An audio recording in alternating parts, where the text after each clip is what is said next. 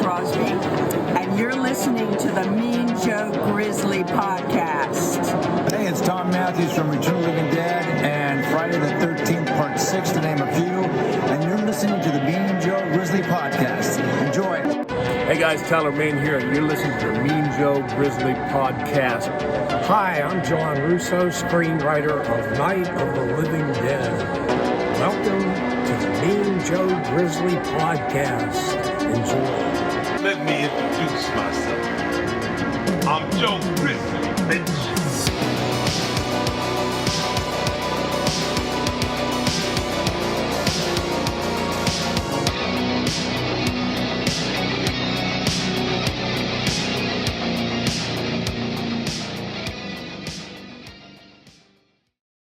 What up, Mean Militia? I'm Mean Joe Grizzly, and when I'm not driving straight on into an F5 tornado trying to figure out what trajectory it's going to take, I'm at the Grizzly Cave, watching movies, reading comics, listening to metal, and of course crushing beers. And I am fresh out of the theater from seeing Twisters, the legacy sequel to the 1996 classic Twister. But before we get started, please make sure to follow me on all social media pages, subscribe to the show wherever you listen to podcasts, and subscribe to the YouTube channel by clicking the links in the description below. By doing that, you'll help me continue to talk about all forms of badassery. So, was Twisters a good legacy sequel? Does it push the story forward, or does it provide any type of entertainment, or is it just one of those needless legacy sequels in order for a studio to get a cash grab? Let's find out. This is Grizzly Grade Reviews.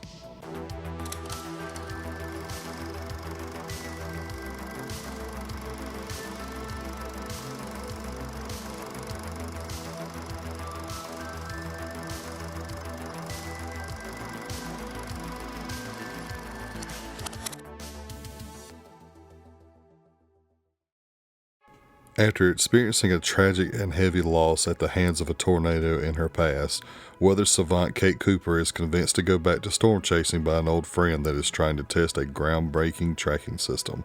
But when things get competitive after meeting social media star Tyler Owens, can the group set their differences aside and try to help people that are affected by these devastating storms? So I feel like every year we get some kind of movie that I see a trailer for, and I'm like, yeah, that movie is going to be absolutely horrible, but I bet you it's going to be entertaining. And just so happens, this movie was in development hell for a very, very long time. This movie should have came out years ago, probably a decade ago. It's been in development hell that long. So I had zero expectations. I was like, this movie's going to be garbage, but it's going to be one of those so good it's bad. I did like the original Twister. It was a cult classic. We watched it frequently at my house on VHS growing up. I just didn't have any hopes for a legacy sequel that's 20 years plus later. And I'm happy to report that I was completely wrong, and I am so glad that I really enjoyed this movie, and it was actually a really good movie. One of my biggest concerns going into this movie was, how much of an emphasis are they going to put on this movie being a legacy sequel? Because that's either going to make or break it for most moviegoers. Over the last, I'd say 10 years, or maybe more, when we've gotten these sequels to these classic films from 20, 30 years ago, we usually have to deal with this, like, impractical connection to the original film. For instance, like one of the best examples is here recently with The Exorcist Believer. The connection was so loose, it was just pointless to even have it. The Star Wars prequel trilogy is a perfect example. Instead of doing something new, we had to continue the story from X amount of years ago, from Return of the Jedi to here, and it just didn't work for most people. It made no sense, and it was rehashing the same plot line from the first three movies in the original trilogy. That was something that I was concerned with when I heard that this movie was finally moving forward and getting made. And I'm happy to report once again that it is not that case. We actually get a case of where it's a great legacy sequel, kind of like how Top Gun Maverick is. Top Gun Maverick is the perfect example of how you're supposed to do a legacy sequel. It takes like certain beats from the original, but it offers like a completely different story. Now, unlike Top Gun Maverick, Twisters only has like the same aesthetic and the same vibes as the original movie. There is no connection as far as characters go or background to the original Twister that I noticed. The only thing that I've seen that would remotely tie it to the original movie is there's this device that's the part of the main plot of the original Twister called Dorothy. It's like this pod that has these little sensors in it that they unleash in the tornado, and it helps them map the tornado. There is a version of that device at the beginning, and it's called Dorothy.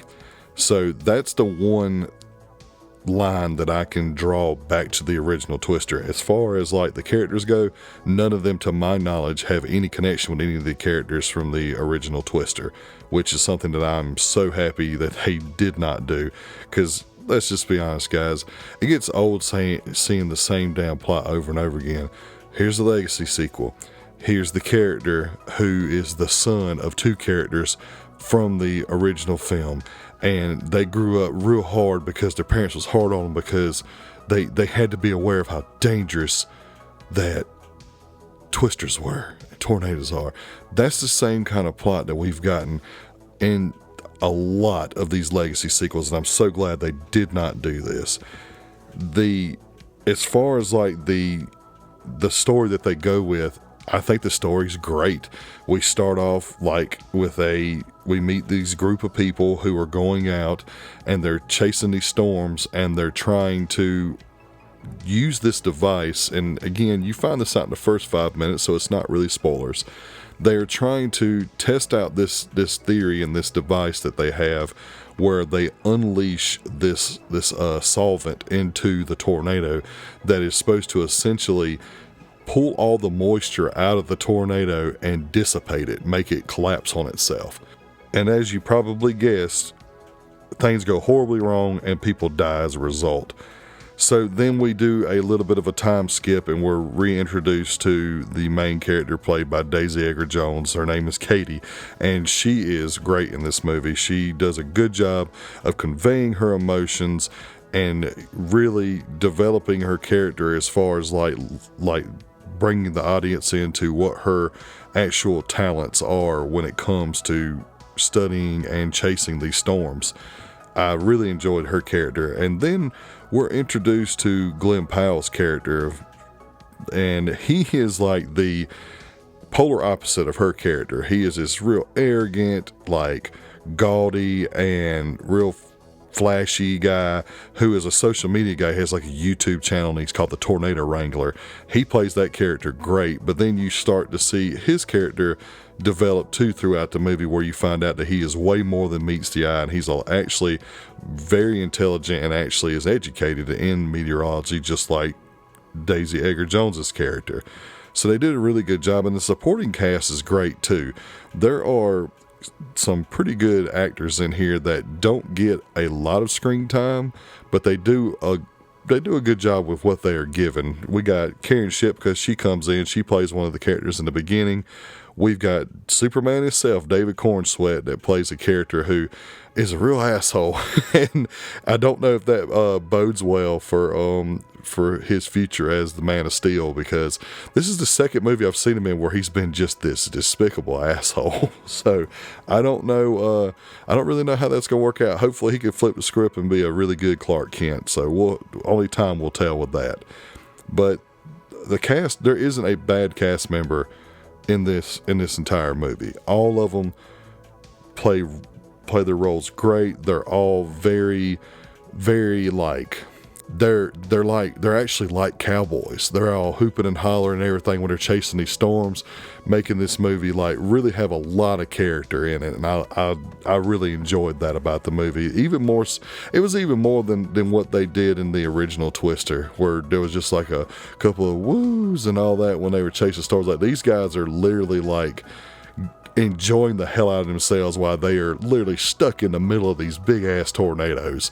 Just really cool stuff. Like it makes you want to go out there and chase storms, honestly. And the movie is super tense and thrilling at times. Just like with the original movie, the movie was this.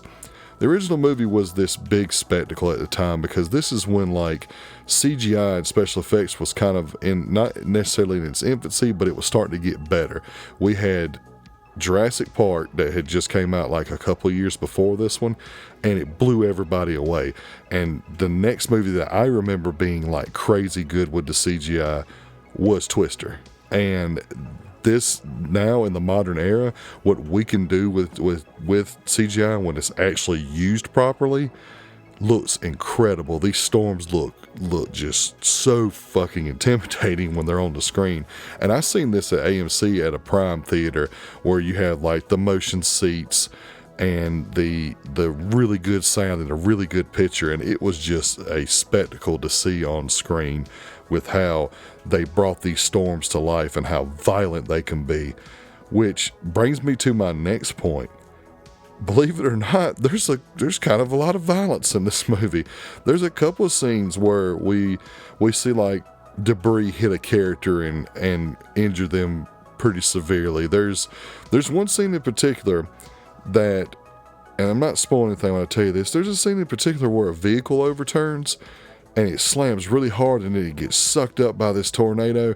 And I swear I seen on the screen, and I could be completely wrong, everybody's probably gonna call me crazy, I swear that I seen when the actual vehicle slammed, the glass broke in the passenger side, and I swear there was this blood splatter, and it all just got carried away by this wind. I thought that was freaking awesome. Because like in the other movies, you would see, like in the older movie, you would see like people getting tossed around or sucked up, and that was it. You didn't really see any kind of violence. I think there was one scene where like hubcaps flew through the air and cut some guy on like across the top of his head. That was about the most violent thing in that movie. There's one scene in this movie that is pretty damn violent, like slasher movie violent.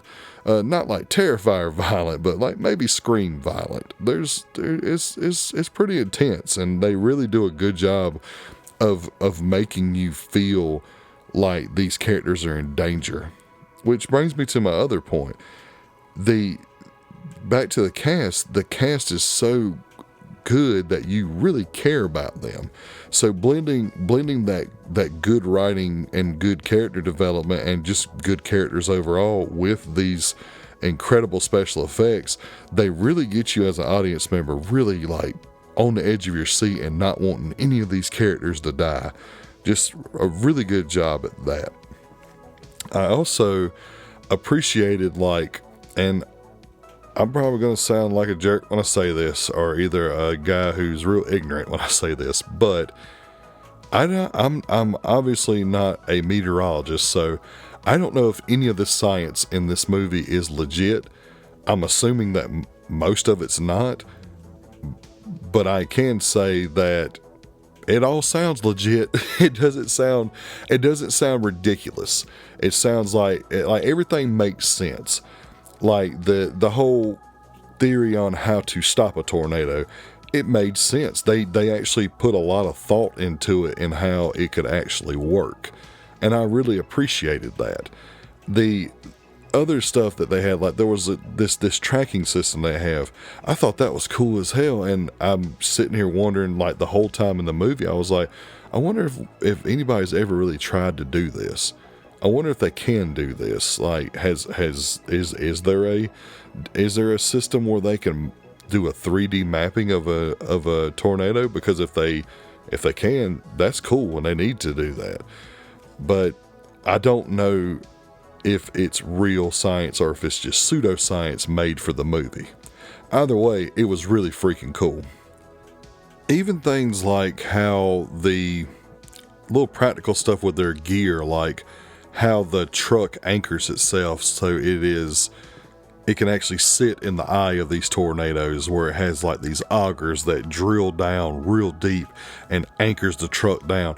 I thought that was really practical and really cool, like, and very simple honestly. But it's effective. It's like, well, that makes sense. If they got all these augers and they drill down and it anchors down the truck could essentially sit there. If it's a strong enough truck to withstand all the wind and debris that's getting slung at its way, then this makes sense. It's just someone used like common sense logic when they made majority of the equipment and stuff that is represented in this movie. I like it when people just keep things simple and it comes together. And this movie is a great example of that. One of the other things that I appreciated about this movie was I never felt like it dragged. I was constantly like focused on the screen and never once was like, damn, is this movie going to hurry up and get over with? It was paced very well. I was never bored and I was constantly having a good time when I was watching it. And that's something it's lost nowadays with these ridiculous run times that these movies have, because not every movie has to be 3 hours long. Not every movie has to be 2.5 hours long. A good solid 90-minute or right under 2 hours movie is just fine, and I don't know why people can't understand that. So I definitely appreciated that, because I felt like the only time that I actually was bored or just ready for things just to get going in the movie was when I was waiting on the damn movie to start. Because I had never seen that many previews in my life, and I go to the movies all the time, obviously. They had like 7 or 8 trailers this time around. I don't know what the hell was up with that, but I digress with that. There was only like a couple of things that I didn't like about the movie. One, with these movies, there is a degree of unbelievable shit that happens in them. And honestly, for most of this movie, a lot of the stuff is believable. It's not this out of this damn world stuff. Even more so, it was more believable than the original film. Like, the original film had like cows going by and mooing and shit, which was cool for its time, but really cheesy now. There's a few times where I'm like, okay, that's just bullshit. And it was so dumb. Like, one in particular, there is a scene, and it's not ruining anything, but there's a scene where a truck has got too close to the tornado and got flipped over on its side. And seemingly, the people that are in the truck, they are screwed. There is no way in hell that they can get out and run, because not only would they get sucked up in the tornado, but if you get sucked up in the tornado, you're dead. So there was nowhere for them to go, and there was no way out of this situation, because the situation was catastrophically awful. Like, I don't even know what the hell I would do in that situation. But conveniently, the tornado hits like a structure, like a little bit away from the truck, and it sends debris flying, and this big chunk of whatever this structure was comes flying over and conveniently hits the truck and knocks it back up on its own all 4 tires so it can escape. It was so bad. And that's what I was expecting this entire damn movie to be, was cheesy nonsense like that. So the fact that there was only that part and a couple others, like there's one part where the tornado is like someone is going into the tornado, and the closer they get, the more devastating it gets, obviously. But there's like a scene where this damn truck cannot be beat. It can't be beat. Like, it's more durable than any damn tank you've ever seen in a movie, because like these structures explode. And when I say they explode in like, just like in classic action movie fashion, where they like explode, the one beside it explodes, and so on and so on. It creates this chain reaction. That happens in one scene, and the truck is like feet away and is completely unaffected. So just a few things where I was like, okay, that's just stupid. That's just bullshit. The other thing that I didn't quite like, that I wanted it to be more than what it was, is there was this subplot where one company who is chasing these tornadoes is secretly doing something really nefarious. It didn't feel shoehorned in, and it didn't feel random, but it kind of felt a little bit out of place, and I don't know why, because it made sense, but for some reason it was like they talked about it for like a few scenes, and then it had its little effect, and they never revisited it again, and I just didn't know how to feel about it. I'm not pissed that they didn't go back and revisit that, nor am I like mad that it was in there from the get-go. It just, something about it felt random, even though it wasn't. I know that makes no sense, but I just didn't like that little subplot. It made sense, and it was I feel like I'm contradicting myself. It made sense. I didn't like it, and I don't know why I didn't like it. I can't really explain it to you. But other than that, I really enjoyed this movie, guys. Like, I never thought I'd say, man, Twisters was good. It was great. It's so refreshing to see. This is now the second Legacy sequel I've seen in the last couple of years that just nailed it. Like, it's really like, it's really hard to do these Legacy sequels. Just like I was saying in the beginning, like, you either are going to do too much to compare yourself to the original, or you're just going to make a pile of shit. Like, for instance, Coming to America 2. That movie sucked. It was PG-13. How in the hell can you make a Coming to America movie that is PG-13? That makes no damn sense whatsoever. If it ain't rated R, there's no point in making it. That's one example. And then here on the you got the Star Wars prequels, just like I was saying, the prequel trilogy. They were, plot-wise, they were almost the same as the original trilogy. It just didn't make any sense. And it's just not the way to do it. Then you got the right way to do it, which is Top Gun Maverick, where you take a pre-existing character with Maverick and you put him in a new story. You don't focus on the past. Do you have things from the past there? Of course you do. But you don't make that like the primary focus of the movie. And Twisters did it right. They actually divorced themselves from the original movie, where it can actually be a standalone movie that you can watch without having to watch the original movie. And I really appreciated that, and I'm so glad that they did that, because again, guys, I thought this movie was going to be a pile of shit. I was going to go to this movie because I was like, yep, it's going to be a pile of shit, and it's going to be so bad that it's good, and all this, and I came out pleasantly surprised, and I'm going to be recommending it to everybody. So with all that being said, Twisters gets a 4 out of 5 and is definitely Grizzly grade guaranteed. Go out and see this movie. It's a lot of fun. Take your friends. Everybody go out and have a good time and go see this movie.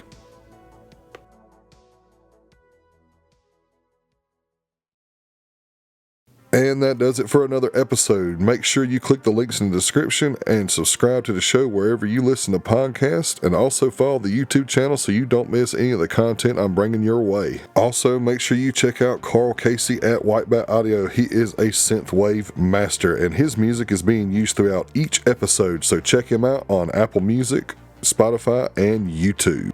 Make sure y'all go back and check out my episodes on Maxine and Longlegs as well. Been a long time since I've had 3 good movies back to back. Real excited about that. This summer's been great so far. Make sure that you stay tuned Monday, because that is going to be the relaunch of the Grizzly Guide, and I'm going to be bringing y'all Deadpool Kills the Marvel Universe in honor of the release of Deadpool and Wolverine coming out next week. So make sure y'all check that out. I'm really excited to be relaunching the Grizzly Guide. That was a big passion project for me when this whole thing started. That was like my bread and butter, between that and movie reviews, and I had to get away from it just because I did not have the time due to my day job to do the research and make sure that I bring y'all the best version of that I possibly could bring you. Now that I've gotten the YouTube channel off the ground, I'm bringing you a better version of it, a more of a motion comic version of it. So I hope that all of y'all enjoy that, and I can't wait for y'all to see it. So hopefully it's going to be out on Monday. So stay tuned for that. Make sure y'all subscribe and hit the notification button on YouTube so y'all don't miss any of my content. Because pretty soon, guys, YouTube is going to be the main platform for all of my content. So you might as well go over there and subscribe now so you don't miss any of it, like Mean Joe Video or the Monster Manual or some of the other stuff that I'm going to be bringing to y'all throughout the rest of the year. So make sure y'all go over there and do that so you don't miss any of this badassery that I'm going to be bringing y'all. Next time we got Deadpool and Wolverine. Can't tell you how excited I am about that. So stay tuned for that review coming up next Friday. And remember, I'm Joe Grizzly, bitch.